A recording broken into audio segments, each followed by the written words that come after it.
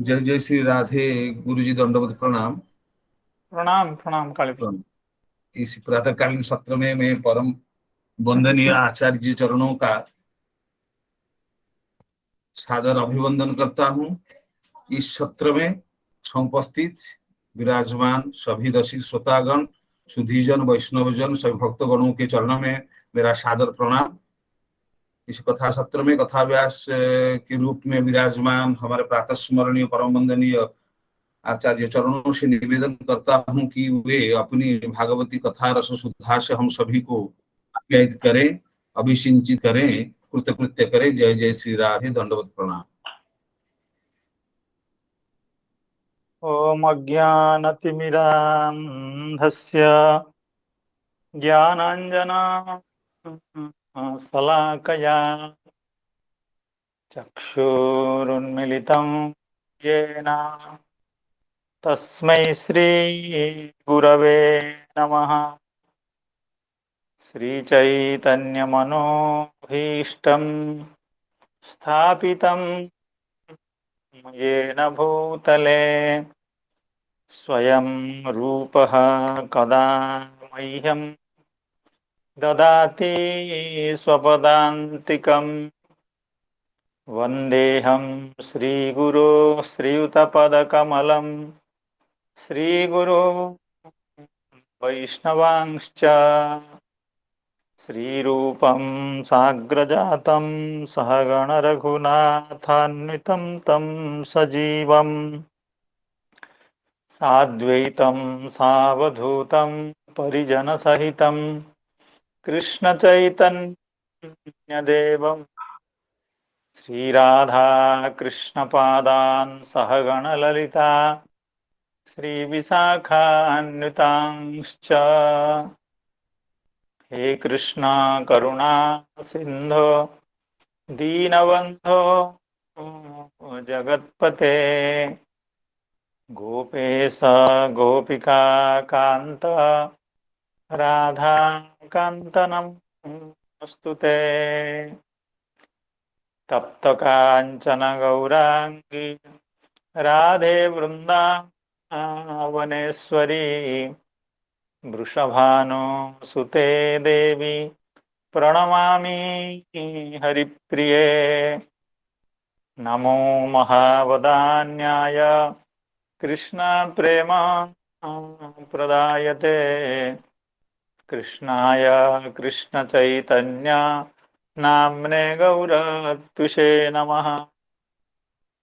वाञ्छाकल्पतरुभ्यश्च कृपा सिन्धुभ्य एव च पतितानां पावनेभ्यो वैष्णवेभ्यो नमो नमः। जय श्री कृष्ण चैतन्य प्रभो नित्यानंद श्री अद्वैत गदाधर श्रीवासादि गौरभक्तवृंदा। हरे कृष्ण कृष्ण कृष्ण हरे हरे हरे राम राम राम हरे हरे। नमः ओं विष्णुपादाय कृष्णप्रेष्ठाय भूतले श्रीमते भक्तिवेदांत स्वामिन्निति नामिने। नमस्ते सारस्वते देवे गौरवाणी प्रचारिणे निर्विशेष शून्यवादी पाश्चात्य देशतारिणे। यं प्रव्रजन्तमनुपेतमपेतकृत्यं द्वैपायनो विरह कातर आजुहाव पुत्रेति तन्मयतया तरबोभिनेदुस्तं सर्वभूतहृदयं मुनिमानतोऽस्मि। यस्वानुभावमखिल श्रुतिसारमेकमध्यात्मदीपमतितितीर्षतां तमोन्धं संसारिणां करुणयाः पुराणगुह्यं तं व्याससूनुमुपयामि गुरुं मुनीनां। नारायणं नमस्कृत्य नरं चैव नरोत्तमं देवीं सरस्वतीं व्यासं ततो जयमुदीरयेत्।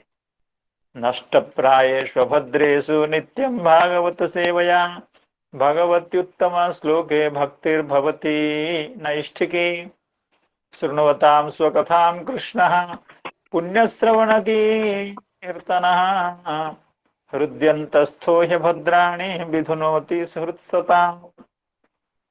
हरे कृष्ण कृष्ण कृष्ण हरे हरे, हरे राम राम राम हरे हरे। प्रातःकालीन इस श्रीमद् भागवत चर्चा सत्र में समुपस्थित समस्त संतजनों, वैष्णवजनों, विद्वज्जनों, रसिक श्रोतृ गण एवं श्रीमद् भागवत कथा रस पिपासु सुधीजनों के चरणों में मैं पुनः पुनः भक्तिपूत प्रणामांजलि निवेदित करता हूँ। आज हम लोग कोशिश करेंगे कि यह जो 16 अध्याय है उसकी परिसमाप्ति हो। तो थोड़े ही 2-3 श्लोक बचे हैं। तो कल तक हम यही श्रवण कर रहे थे कि भगवान के नियंत्रण से मुक्त हो जाने पर भगवान ने जब कालिय को मुक्ति दे दी, उसके बाद कालिय ने भगवान की अत्यंत प्रेम से, अत्यंत सम्मान के साथ, अत्यंत आदर के साथ भगवान की समर्चना, भगवान की आराधना उन्होंने की। समस्त परिवार सदस्यों के साथ आराधना की। और उसी प्रसंग में कहा जा रहा था कि कालिय ने सब भगवान को क्या क्या उपहार में दिया और उसके बाद कालिय यहाँ से चले जाएंगे। तो यही कथा हो रही थी। तो आगे हम कथा में प्रवेश करें, आगे बढ़ें, उससे पहले मेरा निवेदन है कि कल के श्लोकों का पाठ और अनुवाद का एक बार पाठ हो जाए तो फिर हम अगले श्लोक में प्रवेश करेंगे। शायद रुपेश जी तैयार हैं। गुरु जी प्रणाम। यह दास प्रणाम। सभी आचार्य चरण एवं सभी संतों, वैष्णव, शत्रुवृंदों के श्री चरणों में प्रणाम करता हुआ गायन वाचन की इस सेवा में प्रवृत्त हो रहा है। श्री शुक उवाच एवमुक्तो भगवता कृष्णेनाद्भुतकर्मणा तं पूजयामास मुदा नागपत्न्यश्च सादरम्। श्री सुखदेव जी कहते हैं, भगवान श्री कृष्ण की एक एक लीला अत्यंत अद्भुत है। उनकी ऐसी आज्ञा पाकर कालियनाग और उसकी पत्नियों ने आनंद से भरकर बड़े आदर से भगवान की पूजा की। दिव्यांबर श्रृंगमणिभिः परार्ध्यैरपि भूषणैः दिव्यगन्धानुलेपैश्च महत्योत्पलमालया। उन्होंने दिव्य वस्त्र, पुष्पमाला, मणि, बहुमूल्य आभूषण, दिव्य गंध, चंदन और अति उत्तम कमलों की माला से जगत के स्वामी गरुड़ध्वज भगवान श्री कृष्ण का पूजन करके उन्हें प्रसन्न किया। श्री कृष्णार्पणमस्तु। जय गौर, जय निताय। हरे कृष्ण रुपेश जी बड़े संगीत गान के साथ बड़े सुंदर ढंग से दोनों श्लोकों का आपने उच्चारण किया, उसका पाठ किया बड़े प्रेम से। तो काली अब भगवान की आराधना कर रहे हैं। कैसे कर रहे हैं? चक्रवर्ती पाद कल इसको समझा रहे थे, क्योंकि ये कहा गया नागः पत्न्यश्च सादरम। काली एवं उनकी पत्नियों ने बड़े प्रेम से भगवान की आराधना की, भगवान की उपासना की। तो चक्रवर्ती पाद का कल जितना हम लोग पढ़े थे, एक बार उसको केवल उच्चारण कर देते हैं, फिर आगे पढ़ेंगे। सादरमिति पूर्व श्लोक उक्त है, हे प्रभो, हे स्वामिन, दुष्टतायाः परमावधि रूपे मई दुष्टता का अंतिम सीमा पर हूँ, यानी सर्वोच्च शिखर पर हूँ, और आप कृपा के परम शिखर पर हैं। कृपाया परमावधि अर्पितः त्वया यद अहो, क्योंकि आपने ऐसा उपकार हमारा किया, आप हमारे मस्तक पर आपके चरण चिन्ह प्रदान कर दिए, जो चरण चिन्ह किसी भी प्राकृत अप्राकृत जगत में भी उपलब्ध नहीं है किसी को। प्राकृत जगत की तो बात छोड़ दीजिए, अप्राकृत जगत में, चिद जगत में भी किसी भी भक्त के मस्तक पर भगवान के ये दिव्य चरण चिन्ह नहीं पाए जाते हैं। तो हे भगवान, आपने तो हमारा ऐसा उपकार किया कि आप शायद किसी का भी ऐसा उपकार न किए हों। तो इस तरह से आदर के साथ अर्थात सम्मान के साथ भगवान को अपनी कृतज्ञता एवं भक्ति का निवेदन करते हुए, लोकेशु मदन्यः कोपि ध्वज वज्रांकुशादि चिन्हानि स्वमूर्धनि न धत्ते, कोई भी नहीं धारण करता है। सांप्रतम श्रीमद अंगानी, लेकिन समस्या है, अभी मैंने आपकी हिंसा करने का इतना मन बनाया था और उसमें इतना प्रयास भी कर रहा था, तो मेरे शरीर से और मेरे प्रत्येक अंगों से, मेरी श्वास प्रश्वास से, मेरे नेत्रों से जो उग्र विष निर्गत हो रहा था, वह विष आपके अंगों में भी लगा है, और उस विष की ज्वाला, उस विष की दाहकता इतनी अधिक है, मुझे मालूम है आपके समस्त अंग उस विष की दाहकता से, दाह से जल रहे होंगे। तो हे प्रभु, आप कृपा करके इस दिव्य मणिमय सिंहासन पर थोड़ी देर के लिए सही विराजमान होइए। मैं आपके समस्त अंगों में सुशीतल चंदन का प्रलेप करूंगा। इस तरह से भगवान से निवेदन करके तो कह रहे हैं, पाणी भी स्पृशन अनुलिंपानी श्रृंगारयानी चेती, मैं चंदनों का अनुलेप करूंगा एवं उसके ऊपर सुंदर सुंदर चित्र विचित्र का अंकन करके आपको सुसज्जित करूंगा, आपको मंडित करूंगा। हे प्रभु, आप इतनी कृपा हमारे ऊपर कीजिए। इति अतः क्षणम अत्रैव दिव्यासने उपविश इति उपवेश्य, अर्थात भगवान को बैठा ही दिया कालिय ने। स्ववांछितम पूरयित्वा, अपनी कामना को उन्होंने पूर्ण की, क्योंकि भगवान को इस तरह से सजाने की, विभूषित करने की उसकी कामना, उसकी पत्नियों की कामना, वह कामना तो उसकी पूरी हो गई। लब्ध भगवत प्रसाद, भगवान की कृपा उनको पूरी तरह से प्राप्त हुई। ततो निर्जगाम, और वहां से वे चले गए, कालिय सपरिवार वहां से चले गए। निर्जगाम इतिहाह दिव्येति सार्धद्वयेन, यानी यहाँ से 2.5 श्लोक दिव्य स्रग, यहाँ से लेकर के 2.5 श्लोक में कालिय का सपरिवार के साथ, सपरिवार उस हृदय से चले जाने की बात कही गई है। दिव्यांबरस्रंग मणिभिः परार्धैरपि भूषणैः दिव्यगन्धानुलेपैश्च महत्योत्पलमालया पूजयित्वा जगन्नाथं प्रसाद्य गरुडध्वजं ततः प्रीतो ह्यनुज्ञातः परिक्रम्याभिवाद्यतं सकलत्र सुहृत्पुत्रो दीपम अब्धेर्जगामः। यहाँ तक 2.5 श्लोक बनते हैं।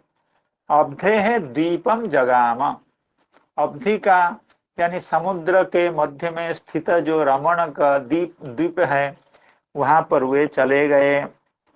कैसे ना, पूजयित्वा जगन्नाथम, जगन्नाथ लोकनाथ सर्वलोकनाथ जो भगवान हैं, उनकी पूजा करके और प्रसाद्य, भगवान को संतुष्ट करके। भगवान कितना भी पहले नाराज हुए थे कालिय के इस आचरण से, लेकिन अपने व्यवहार से, अपनी सेवा से अपने विनय से, अपनी निष्कामता से, अपनी दासता के द्वारा आपने भगवान को पूरी तरह से संतुष्ट कर लिया। प्रसाद्य गरुड़ ध्वजम ततः प्रीतोभ्यनुज्ञातः, ततः प्रीतोभ्यनुज्ञातः, अर्थात वो बड़े आनंद से, ऐसा नहीं कि भगवान का यह जो निर्देश है कि काल्य के प्रतिकूल नहीं है, अभी तो अनुकूल है, इसलिए ततः प्रीतः अभ्यनुज्ञातः, भगवान से आज्ञा लेकर के परिक्रमा, भगवान की चार बार परिक्रमा करके एवं भगवान के चरणों में प्रणाम करके सकलत्र सुहृत पुत्र, अर्थात अपने मित्रों के साथ, अपने कलत्र यानी भार्याओं के साथ, अपने पुत्रों के साथ अब्धे द्वीपम जगाम, अब्धि यानी समुद्र के मध्यस्थ जो द्वीप है जिसको रमणगत द्वीप कहा जाता है, वहां पर वे चले गए। तो इसी बात को चक्रवर्ती पाद कह रहे हैं, दिव्य इति सार्धद्वयेन मणिभिः इति। चक्रवर्ती पाद एक बहुत जानकारी की बात कह रहे हैं। दिव्यांबरस्रंग मणिभिः, अर्थात इन उपकरणों से भगवान की आराधना कालीय एवं उसके परिवार सदस्यों ने की। दिव्य अंबर था और दिव्य स्रक था और दिव्य मणि था।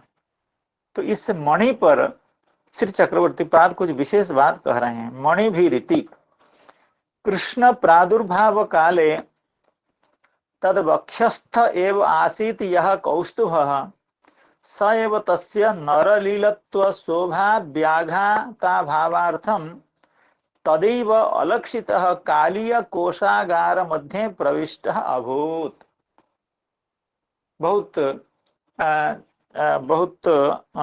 ऐतिहासिक बात कह रहे हैं, बहुत जानकारी की बात कह रहे हैं कि जब भगवान का प्राकट्य हुआ, भगवान जब अवतीर्ण हुए, तो उस समय क्या हुआ ना, भगवान के वक्षस्थल पर वो कौस्तुभ मणि, जो भगवान का एक लक्षण है, भगवान के वक्षस्थल पर जो नित्य विराजमान होता है, ऐसा जो मणि है, कौस्तुभ मणि, वो भगवान के वक्षस्थल पर था जब भगवान आविर्भूत हुए। किंतु वो जो मणि है, वे भी समझ रहे हैं कि भगवान नरलीला में अवतीर्ण हुए हैं, भगवान को सामान्य मनुष्य जैसे ही लीला करनी है। तो उनके वक्षस्थल पर अगर ऐसे एक मणि विराजमान हो तो लोग तो श्री कृष्ण को, नंद नंदन को अलौकिक समझेंगे, भगवान समझेंगे, अर्थात सामान्य मनुष्य के रूप में उनको स्वीकार नहीं कर पाएंगे। तो वो जो मणि है वहां से निकल करके भगवान के वक्षस्थल से वे जाकर के कालीय का जो कोषागार है, कालीय का जहाँ खजाने, मणि, रत्न, आभूषण आदि रहते हैं, वहां पर वो मणि पहुंच गया, अर्थात भगवान का कौस्तुभ मणि। क्योंकि भगवान के प्रत्येक वस्तु चेतना होती है, इसलिए मणि में वह चेतनता थी। मणि वह समझ रहे हैं कि यह नरलीला है, इस लीला में मुझे भगवान के वक्षस्थल में रहने से भगवान के नरलीला में कुंठा आएगी, लोग समझेंगे ये तो भगवान ही कोई अलौकिक व्यक्ति है, लेकिन भगवान पूर्ण रूप से नरलीला करना चाहते हैं, इसलिए वह मणि भगवान के वक्षस्थल से निकल करके जा करके कालीय के कोषागार में छुप गए थे। कहते हैं मणि भी रीति कृष्ण प्रादुर्भाव काले तद वक्षस्थ एव आसीत यह कौस्तुभ, भगवान के वक्षस्थल पर जो कौस्तुभ था वही सैव तस्य नरलीलत्व शोभा व्याघाता भावार्थम, भगवान की नरलीला में जो शोभा है उस शोभा में विघ्न उत्पन्न न हो, उस शोभा अत्यंत सुष्ठु हो, सर्वांग सुंदर हो, उसमें किसी तरह का दैव भाव, ईश्वर का भाव प्रकाशित न हो, इसलिए तदा एव, अर्थात भगवान के प्रादुर्भाव के समय ही अलक्षितम, किसी ने इसको देखा नहीं, अर्थात अवतार के समय में उनके वक्षस्थल पे मणि था, इसको भी किसी ने नहीं देखा, और मणि वहां से निकल करके कालीय के कोषागार में चले गए थे, इसका भी किसी ने भी ख्याल नहीं किया। तदैव अलक्षितम कालीय कोषागार मध्य प्रविष्ट अभूत, कालीय कोषागार में वह कौस्तुभ मणि जाकर के विराजमान हो गया। अतएव बहुरत्नालंकार प्रदान समय कालीय पत्नी अपरिचित एव स्वीय रत्न विशेष ज्ञानेन कौस्तुभो दत्तः। तो अभी तो मौका आया है भगवान की समर्चना करने का, भगवान की आराधना हो रही है। भगवान की आराधना में दिव्य अंबर, दिव्य स्रक, दिव्य मणि, परार्ध्य मणि यानी दुर्मूल्य मणि, बेस कीमत मणि, इसका उपहार दे रहे हैं कालिय। तो उस समय मणियों को देते समय वो कौस्तुभ मणि यद्यपि सामान्य मणियों के साथ था, लेकिन वह मणि दूसरे मणियों से काफी कुछ अलग था, और उसका तेज, उसका प्रकाश, उसकी सुंदरता अत्यधिक थी। लेकिन कालिय की पत्नियां यही समझ रही हैं, ये तो हम ही लोगों का जो मणि है, हम लोगों ने जो रखा था, या हम लोग जो मणि का जहाँ रखते हैं, तो उसमें से ये कोई ऐसा ही मणि है, थोड़ा सा सुंदर ज्यादा है, कोई बात नहीं, अब तो भगवान की आराधना करते हैं, चलो ये इस मणि को भी भगवान को दे देते हैं। तो जब बहुत सारे मणि भगवान को उपहृत कर रहे थे कालीय प्रभृति उसके परिवारजन, तो उस कौस्तुभ मणि को भी भगवान को दे दिया गया। उन सब ने भगवान को उपहार दिया। कालीय पत्नी भी अपरिचित है एवं स्वीय रत्न विशेष ज्ञान, वे लोग यही समझ रही थी कि हम लोगों का ही यह रत्न विशेष है, चलो इसको भगवान को दे देते हैं। इति कौस्तुभ दत्तः। तो यह बात चक्रवर्ती पाद को कहाँ से मिली? चक्रवर्ती पाद कह रहे हैं, यदुक्तम कौस्तुभाख्यो मणिरिजेन प्रविश्य ह्रदम औरगम कालीय प्रेयसी वृंद हस्तैरात्मोपहारितः इति गणोद्देश दीपिका। गणोद्देश दीपिका ये एक ग्रंथ है, संस्कृत ग्रंथ है श्री रूप गोस्वामी पाद का, जिसमें 2 गणोद्देश दीपिका है। एक राधा कृष्ण गणोद्देश दीपिका, एक गौर गणोद्देश दीपिका। इस ग्रंथ का यह मतलब है कि भगवान के जितने परिकर हैं उनका क्या परिचय है, और भगवान के कितने निकट हैं, कौन परिकर का क्या भूमिका है। तो श्री राधा कृष्ण के परिकरों के लिए, श्री राधा कृष्ण के परिकरों का परिचय देने के लिए जिस ग्रंथ का श्री रूप गोस्वामी पाद ने प्रणयन किया, वह है राधा कृष्ण गणोद्देश दीपिका। और श्रीमन महाप्रभु के जो गण हैं, उनके जो परिकर हैं, उनको गौर गणोद्देश दीपिका, यह भी दूसरा ग्रंथ है। लेकिन श्री रूप गोस्वामी पाद प्रणीत श्री राधा कृष्ण गणोद्देश दीपिका ग्रंथ में यह कहा गया है। श्री रूप गोस्वामी पाद ने बताया, क्या बताया? कौस्तुभाख्यो मणिर्चेन प्रविश्य ह्रदम औरगम, अर्थात औरगम ह्रदम प्रविश्य, यानी कालीय ह्रद में प्रवेश करके भगवान ने क्या किया न, कालीय प्रेयसी वृंद हस्ते ही आत्मोपहारिता, अर्थात कालीय की जो प्रेयसियां हैं, कालीय की जो पत्नियां हैं, उनके हाथ से उसका उपहार दिला दिया। यानी भगवान अपने संकल्प से कालीय की पत्नियों के हाथ से उस रत्न का उपहार अपने को दिला दिया। भगवान ने ऐसा संकल्प किया, तो उस संकल्प से कालीय की पत्नियां उस कौस्तुभ मणि जैसा, कौस्तुभ रत्न जैसा अत्यंत दिव्य मणि को उन लोगों ने सामान्य मणि समझ करके भगवान को उपहार दे दिया। तो उसी बात को कह रहे हैं, कौस्तुभाख्यो मणिर्जेन प्रविश्य ह्रदम औरगम कालीय प्रेयसी वृंद हस्तिरात्मोपहारितः इति गणोद्देश दीपिकायाम। तो यह कोई नई बात है, इसको श्री चक्रवर्ती पाद कह रहे हैं।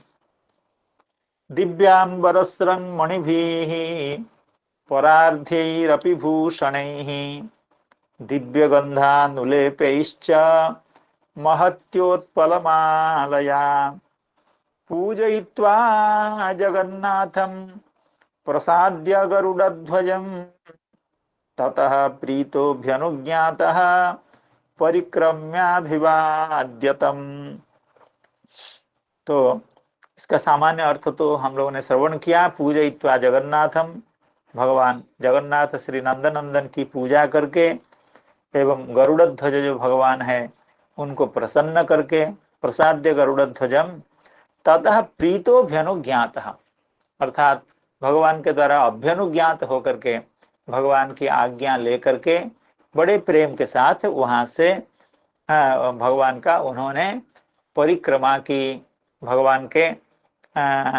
भगवान से दूर जाने के लिए, भगवान को सम्मान अर्पित करने के लिए, भगवान को अपनी भक्ति अर्घ्य प्रदान करने के लिए भगवान की परिक्रमा की। तो इस पद्य में जो प्रसाद्य शब्द है, इस प्रसाद्य शब्द को लेकर के श्री चक्रवर्ती पाद कह रहे हैं प्रसाद्य इति भगवान अपि कालीय मूर्धसु अभय हस्ततल निधानेन तदीय सर्वांग व्यथाम उपशमयाम आशयति भावः। तो भगवान कहाँ पीछे रहने वाले हैं? कालीय जब भगवान की इतनी भक्ति कर रहे हैं, इतने सुंदर से भगवान की अर्चना कर रहे हैं, तो भगवान पीछे नहीं रहने वाले हैं। किसी भी भक्त की आराधना जिस मात्रा में होती है उससे कहीं अधिक मात्रा में भगवान प्रसन्न होकर के उस भक्त के अभीष्ट की सिद्धि कराते हैं। भगवान उस भक्त के मनोरथ की पूर्ति करते हैं। तो अब तो भगवान क्या कर रहे हैं? प्रसाद्यति भगवान अपि कालीय मूर्धसु, भगवान ने क्या किया? अभय हस्ततल निधानेन, भगवान का हस्ततल, भगवान का जो करतल है वो अभय प्रदानकारी है। भगवान का कोई भी अंग जीव को अभय प्रदान करने में समर्थ है। हाँ, जैसे भजहु रे मना श्री नंदनंदन अभय चरण बिंदरे, भगवान का चरणार बिंद जैसे अभय प्रदाता है, अभय प्रदान करते हैं, उसी तरह से भगवान के कर कमल भी जीव का, भक्त को अभय प्रदान करने में समर्थ है। तो भगवान ने भी अपने सुकोमल सुशीतल रक्त रंजित रक्त से रक्तिमा से सुशोभित जो करकमल है, उस करकमल को कालीय के शरीर में, कालीय के मस्तक में स्थापित किया। प्रसाद्य इति भगवान अपि कालीय मूर्धसु, कालीय के फणों पर भगवान ने अपने सुशीतल कर कमल को स्थापित किया। कालीय मूर्धसु अभय हस्ततल निधानेन तदीय सर्वांग व्यथाम उपशमयामास, कालीय के अंग में जितनी व्यथा हुई थी, ये व्यथा भगवान के लीला के कारण, भगवान ने ही प्रहार करके इतनी व्यथा उत्पन्न की थी। अब भगवान का दायित्व है कि उसकी व्यथा को दूर करें, इसलिए भगवान ने उसके शरीर में, उसके मस्तक में अपने सुशीतल सुकोमल कर कमल को स्थापित किया। तो उसके चलते उसकी समस्त व्यथा निकल गई, समस्त व्यथा चली गई। यही काम है भगवान का कि जब भक्त अहंकारी हो जाता है, उग्र हो जाता है, सन्मार्ग से भटकने का डर होता है, तो भगवान अत्यंत दयार्द्र एवं कुशल पिता जैसे व्यवहार करते हुए उस भक्त को, उस व्यक्ति को सन्मार्ग पर लाते हैं फिर उसके बाद उसके साथ भक्तोचित व्यवहार, पित्रोचित व्यवहार एवं बंधु जैसे उसके साथ व्यवहार करके उसके कल्याण करते हैं, उसकी मनोवांछा की पूर्ति करते हैं, उसके हित करने का हर हर संभव प्रयास करते हैं। तो भगवान ने भी काली के साथ ऐसे किया। यदि भी पहले भगवान ने उनको दंडित किया, लेकिन उनके शरीर की व्यथा को दूर करने के लिए भगवान ने अपने कर कमल को उसके शरीर पर रखा। पूजयित्वा जगन्नाथं प्रसाद्य गरुड़ध्वजं ततः प्रीतोऽभ्यनुज्ञातः परिक्रम्याभिवाद्यतं सकलत्र सुहृत्पुत्रो दीपम अब्धेर्जगामः। कलत्र पुत्र एवं सुहृत यानी बंधु, इन सब के साथ भगवान वहां से अब्धे है यानी समुद्र के जो द्वीप है, समुद्र मध्यस्थ जो द्वीप है, रमण का द्वीप है, भगवान वहां चले गए। अब इस पर श्री चक्रवर्ती पाद कह रहे हैं गरुड़ ध्वजम, यहाँ कहा गया है पूजयित्वा जगन्नाथम प्रसाद्य गरुड़ ध्वजम। गरुड़ ध्वजम प्रसाद्य इति, यहाँ भी चक्रवर्ती पाद बहुत सुंदर बात कह रहे हैं। गरुड़ ध्वज जो भगवान है उनको प्रसाद्य इति, कैसे? श्री कालिया ने भगवान को क्या कहा? भगवान की प्रसन्नता के लिए, गरुड़ ध्वज भगवान की प्रसन्नता के लिए, भगवान को प्रसन्न करने के लिए श्री कालिया ने क्या कहा? कहते हैं कालिया, भो गरुड़ वाहन प्रभो, हे गरुड़ वाहन प्रभो, संप्रति अहम गरुड़स्य ज्येष्ठ भ्रातु दासो अभूवम। अब तक तो गरुड़ जी के साथ श्री कालिया का बड़ी शत्रुता थी, एक दूसरे की छाया भी देखना नहीं चाहते थे, बड़ा द्वेष भाव भी बना रहता था। तो लेकिन अभी भगवान के कृपा पात्र होने के बाद कालिया कह रहे हैं भो गरुड़ वाहन। देखिए माने गरुड़ जी का नाम उच्चारण करते हुए भगवान को संबोधन करते हैं, अर्थात गरुड़ जी के साथ जो शत्रुता थी, जो द्वेष था, वो सब चला गया है। भो गरुड़ वाहन प्रभो संप्रति अहम गरुड़स्य ज्येष्ठ भ्रातु दासा अभूवम। शत्रुता की बात तो छोड़िए, श्री चक्रवर्ती पाद की भाषा में कालिया कह रहे हैं, हे प्रभो मैं तो अभी श्री गरुड़ जी का दास बन गया, क्योंकि गरुड़ जी ऐसे पारिवारिक संबंध से गरुड़ जी का अगर विचार किया जाए तो वो मेरे अग्रज हैं, मेरे बड़े भाई हैं।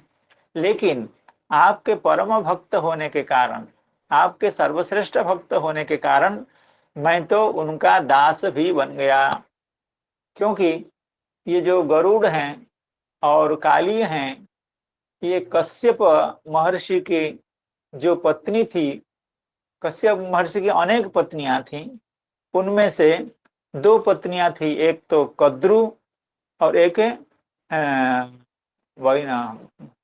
विनता। कद्रु एवं विनता का कश्यप महाराज जी की अनेक पत्नियों में से एक पत्नी थी कद्रु और एक और थी पत्नी जिनका नाम विनता। और विनता के पुत्र थे गरुड़ जी और कद्रु के पुत्र थे श्री कालिया। तो इस तरह से विमाता पुत्र थे ये परस्पर, और गरुड़ जी बड़े थे इसलिए वे ज्येष्ठ थे। तो उसी बात को कह रहे हैं कि संप्रति अहम गरुड़स्य ज्येष्ठ भ्रातु दासः अभूवम। मैं तो आपकी कृपा से मेरे बड़े भैया जो गरुड़ जी हैं उनका दासत्व स्वीकार करके आनंदित हो रहा हूँ, उनका मैं दास हो गया हूँ। अतः अब कह रहे हैं कदाचित दूर देशस्य गंतव्यत्वे सति अहमपि स्ववाहनत्वेन स्मर्तव्यो निमेषमात्रेणैव शतकोटि योजनगामी दासानुदास इति तद उक्तिर्गम्यते। बहुत अच्छी बात कह रहे हैं हम। कहते हैं भगवान आपको एक ही वाहन है, गरुड़ जी वाहन है।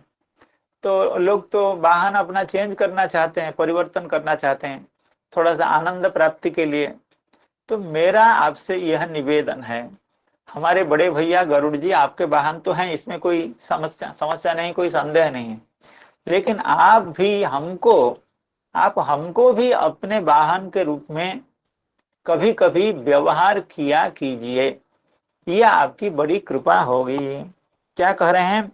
अतः कदाचित दूर देशस्य गंतव्यत्वे, कहीं आपको बहुत दूर अगर जाना हो, मैं भी गरुड़ जी जैसा काम कर सकता हूं।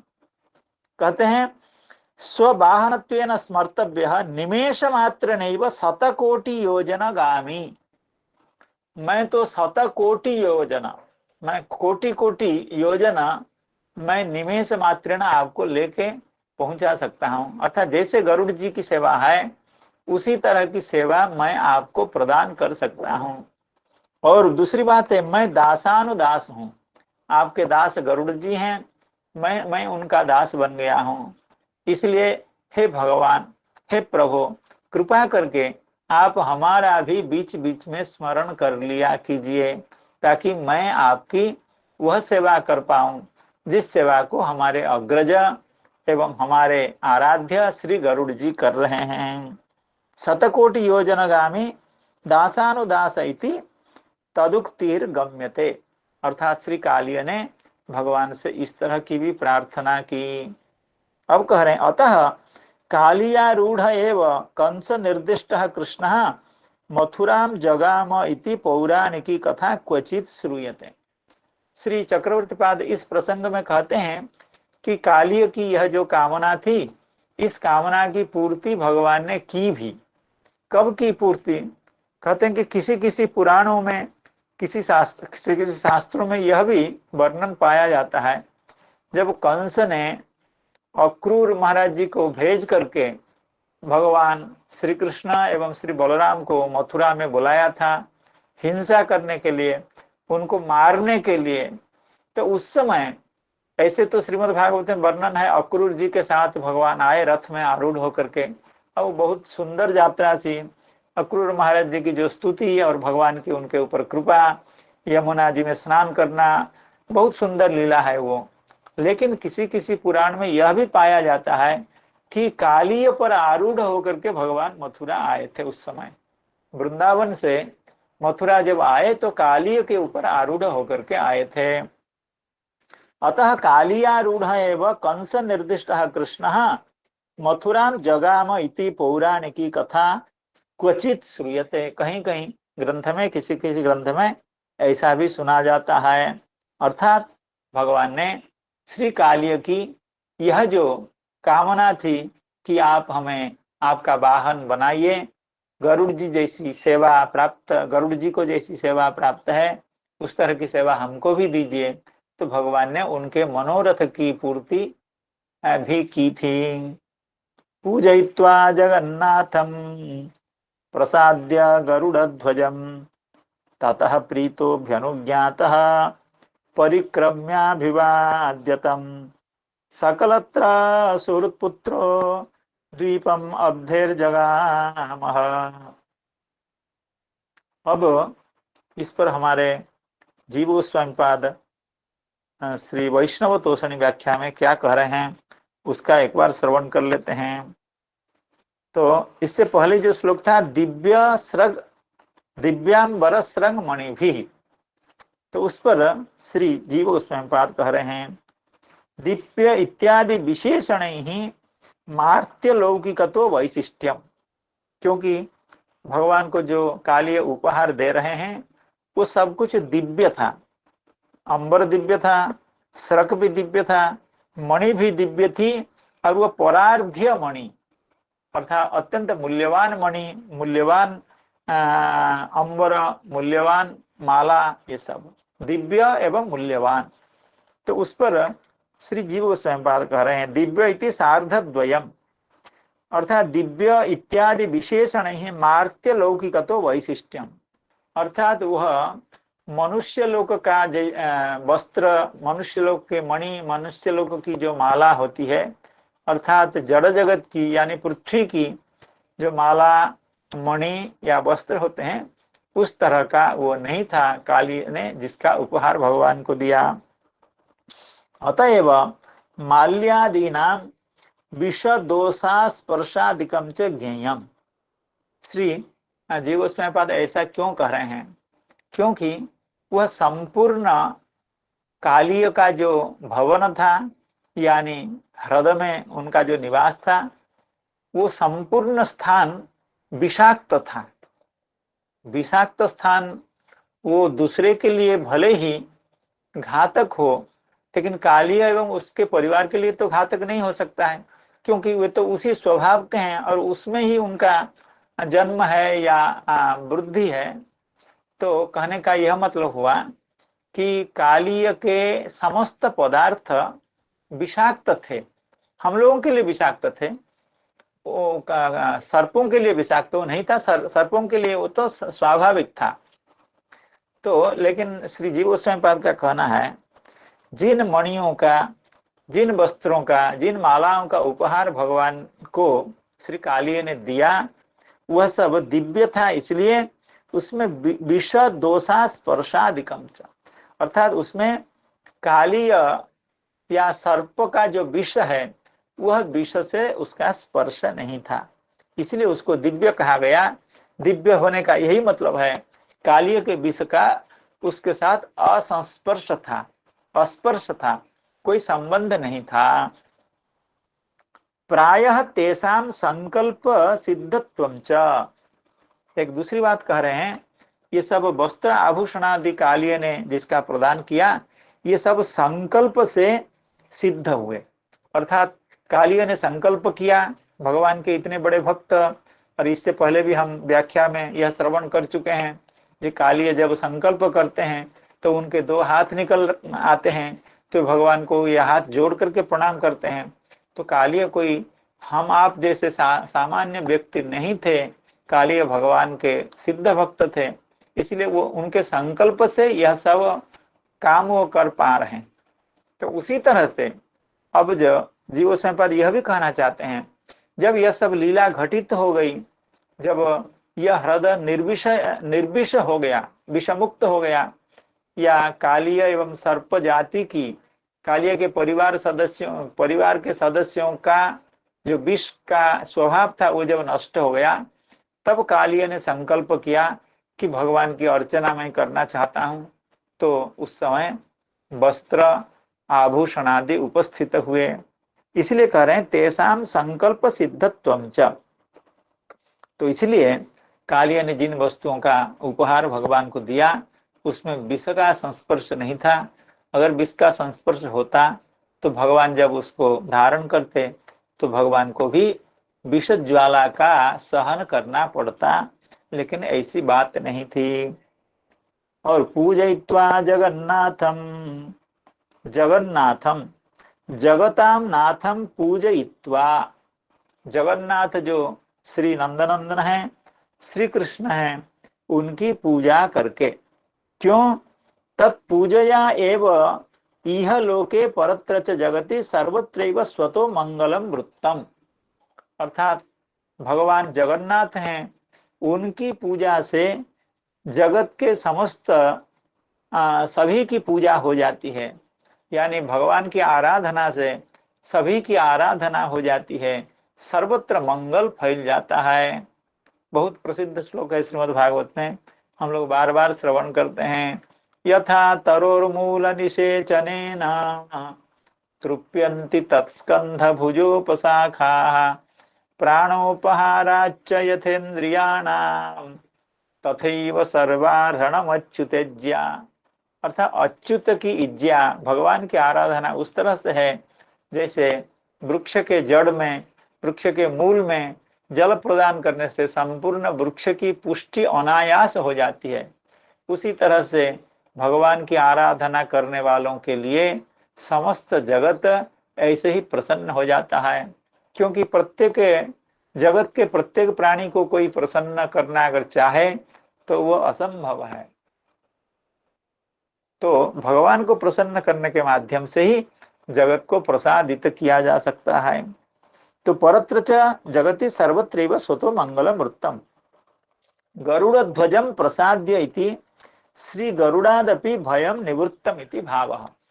अर्थात यहाँ कालिय विशेष रूप से गरुड़ध्वजं प्रसाद्य ऐसा जब संबोधन करते हैं, इसका अभिप्राय यह है कि भगवान तो प्रसन्न हो गए, अब गरुड़ भी प्रसन्न हो गए, क्योंकि भगवत भक्त हो जाने के कारण गरुड़ भी कालिय के ऊपर प्रसन्न हो गए। इससे आगे कालिय की कोई हानि, कालिय के कोई उपद्रव श्री गरुड़ जी नहीं करने वाले हैं।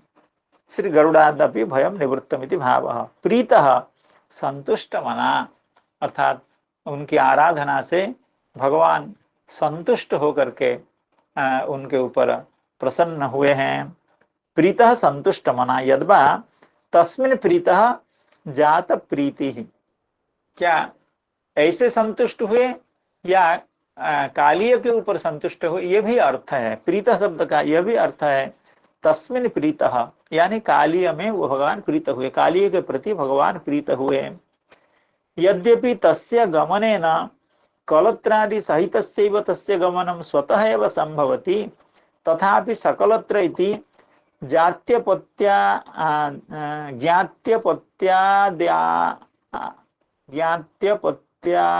ज्ञात्यपत्यादाराढ्य इति श्री भगवत निर्देशानुसार वर्तित्वम ज्ञापितम हस्फुटमेव। कहते हैं यहाँ जो कहा गया सकलत्र सुहृत पुत्रो द्वीपम अब्धिर जगामः, तो ऐसा क्यों कहा गया? अगर कहते कि कालिय वहां से गए और कालिय की अर्थात नारी की पुरुष को छोड़ करके कोई स्वतंत्रता नहीं होती है, या बच्चों की कोई स्वतंत्रता नहीं होती है, अगर इतना ही कह दिया जाता कि कालिय वहां से चले गए, तो उसका अर्थ यही होता कालिय सपरिवार यानी पत्नियों के साथ एवं बच्चों के साथ, मित्रों के साथ चले गए, ऐसा अर्थ हो सकता था। लेकिन विशेष रूप से अलग से कहा गया सकलत्र सुहृत पुत्र, कलत्र सुहृत पुत्र, इनको सबको लेकर के गए। श्री जीव गोस्वामी पाद यहाँ कहना चाहते हैं इसका यही अभिप्राय है। अर्थात इससे पहले भी कहा गया, आप लोगों को याद होगा भगवान ने जब कालिय को आज्ञा दिया तब भगवान ने कहा, हे कालिय नात्र स्थेयम त्वया सर्प, हे सर्प आप यहाँ न रहें, समुद्रम या ही माचिरम, आप समुद्र चले जाइए, रमण का द्वीप चले जाइए और विलंब न करें। कैसे जाइए? न स्वज्ञात्यपत्य दाराढ़, स्वज्ञाति अपत्य दाराढ़। तो ये कहने की क्या आवश्यकता थी ना? इसमें श्री जीव गोस्वामी पाद कह रहे हैं भगवत निर्देशानुवर्तित्व ज्ञापितम, अर्थात इससे पता चलता है कि भगवान के निर्देश को कालिय मानते हैं। अर्थात कालिय का जो स्वभाव पहले था उस स्वभाव का गंध भी अभी नहीं बचा है। अर्थात भगवान के समग्र निर्देश को, क्योंकि पहले कहा गया था ना कि आप सपरिवार जाइए, और यहाँ कहा जाता है कि ये सपरिवार गए। अगर कालिय भगवान की बात को पूरी तरह से नहीं मानते तो ऐसा कालिय कर सकते थे, बच्चों को छोड़ करके खुद अकेले चले जाते, लेकिन ऐसा नहीं किया। अर्थात भगवान की बात को अक्षरशः मानते हैं, क्योंकि भगवान अभी उनके शत्रु नहीं रह गए, भगवान अभी उनके आराध्य हैं, उनके स्वामी हैं, उनके प्रभु हैं। इसलिए उनकी बात की उपेक्षा करना या उनके बात का अतिक्रमण करना यह संभव नहीं है। इसी बात को कहने के लिए फिर से यह कहा गया सकलत्र सुहृत पुत्रो द्वीपम अब्धिर जगामः, तथापि सकलत्र इति ज्ञात्यपत्यदाराढ्य इति श्री भगवत निर्देशानुवर्तित्वम ज्ञापितम हस्फुटमेव। तो इस तरह से कालिय वहां से चले गए। अब जब कालिय वहां से चले गए तो उसके बाद कालिय ह्रद की, यमुना के ह्रद की क्या स्थिति हुई?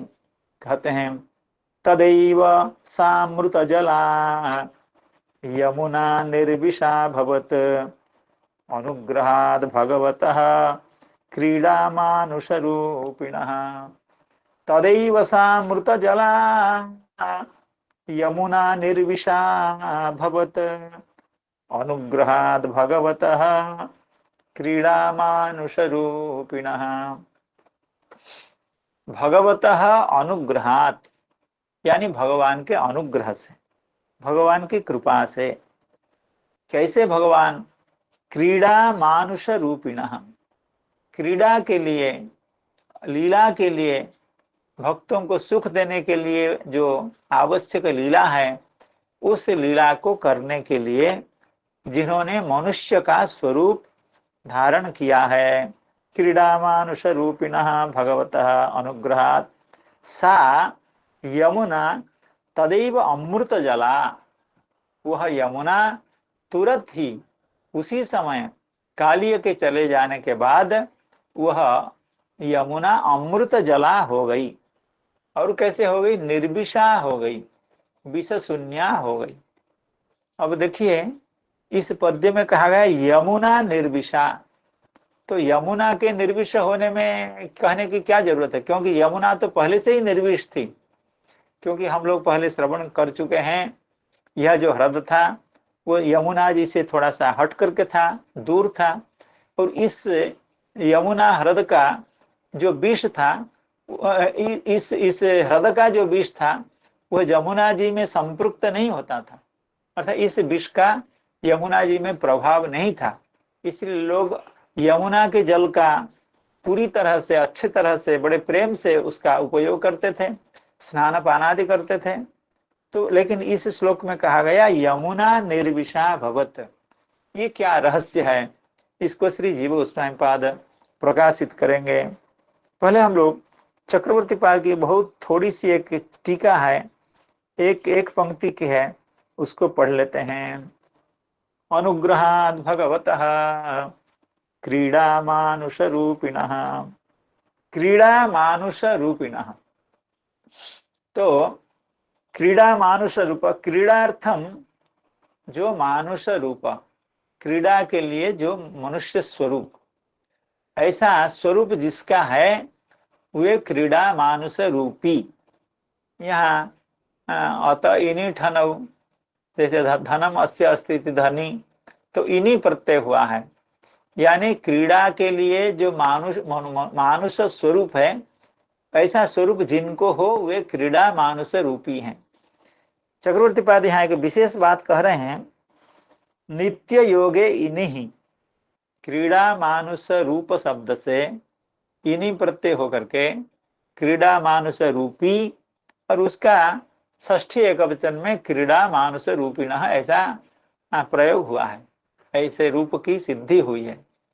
अब कहते हैं यहाँ जो इन्हीं प्रत्यय हुआ है वह इन्हीं प्रत्यय नित्य योग अर्थ में, क्योंकि अगर ऐसी व्याख्या न की जाए तब ऐसा अर्थ होगा कि भगवान का यह जो मनुष्य स्वरूप है यह नित्य नहीं है, अर्थात जब उनको क्रीड़ा की आवश्यकता होती है मनुष्य स्वरूप भगवान बना लेते हैं, और क्रीड़ा समाप्त हो जाती है तो मनुष्य रूप को छोड़ करके अपने स्वरूप में, अपने ब्रह्म स्वरूप में या अपने अद्वैत स्वरूप में, निर्गुण निराकार स्वरूप में विद्यमान हो जाते हैं। कहीं ऐसा लोगों को भ्रम न हो, इस भ्रम को दूर करने के लिए श्री चक्रवर्ती पाद कहते हैं यह जो इन्हीं प्रत्यय नित्य योग अर्थ में है, अर्थात जो मतु प्रत्यय, मत्वर्थ का जितने प्रत्यय वे उनका क्या अर्थ है इसका निरूपण किया गया है। भूम निंदा प्रशंसासु नित्य योगेति सायने संसर्गेस्ति विवक्षायाम भवन्ति मतुवादयः, यानी भूम निंदा प्रशंसा नित्य योग अतिशायन संसर्ग अस्ति विवक्षा, शायद ये 7 अर्थों में मत्वर्थ का प्रत्यय होते हैं या 6 अर्थ में, इस तरह के अर्थ हैं। उसमें एक नित्य योग अर्थ है, अर्थात जैसे हम धनम अस्य अस्ति इति धनी जब कहते हैं तब अर्थ ऐसा नहीं होता है कि नित्य योग धन के साथ है, अर्थात जिस व्यक्ति का धन के साथ नित्य योग हो उसको धनी कहते हैं, ऐसा नहीं है। क्योंकि आज वो धनी है, कल दरिद्र बन जाएगा, कंगाल बन जाएगा। तो फिर इसलिए यह जो धन धन शब्द से जो इनी प्रत्यय हुआ है वो नित्य योग अर्थ में नहीं हुआ है। लेकिन जब हम कहते हैं क्षीरीणो वृक्षः, वृक्ष क्षीरी हैं, क्षीरी हैं का मतलब क्षीर युक्त है। वृक्ष को काटने से उससे क्षीर निकलता है, उससे रस निकल जाता है। तो इसलिए क्षीरीणो वृक्षः, यहाँ क्षीर शब्द से जो इनी प्रत्यय हुआ है नित्य योग अर्थ में है। अर्थात जब तक यह वृक्ष है तब तक यह क्षीरी रहेगा।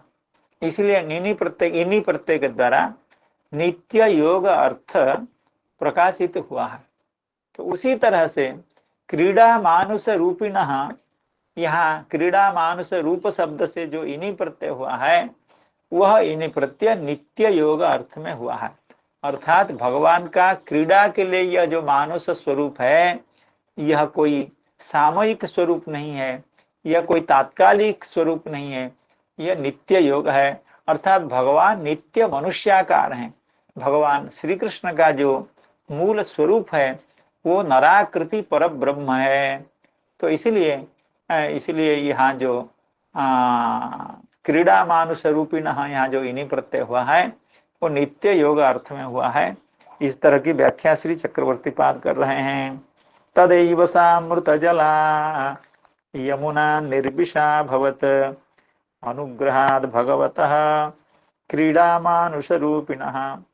अब श्री जीव गोस्वामी पाद इस पर कह रहे हैं, ये जो प्रश्न अभी उठाया गया था कि यमुना निर्विषा भवत, ऐसा क्यों कह रहे हैं? यमुना पहले से निर्विष थी, अभी भी निर्विष है। सविष तो यह ह्रद था, ये ह्रद अभी निर्विष हुआ है, ऐसा कहना चाहिए था, लेकिन यमुना जी ही निर्विष हो गए, ऐसा क्यों कहा गया? तो जीव गोस्वामी पाद कह रहे हैं तदैव तस्मिन्नेव क्षणे सा सर्वोपघातक दुर्विषमय जलापि तत्र ह्रद विशिष्टे प्रदेशे निर्विषतापत्यैव तस्या निर्विषत्वम उक्तम। है थोड़ा सा जटिल से वाक्य, लेकिन काफी चिंतन करने के बाद इसका अर्थ स्पष्ट हुआ।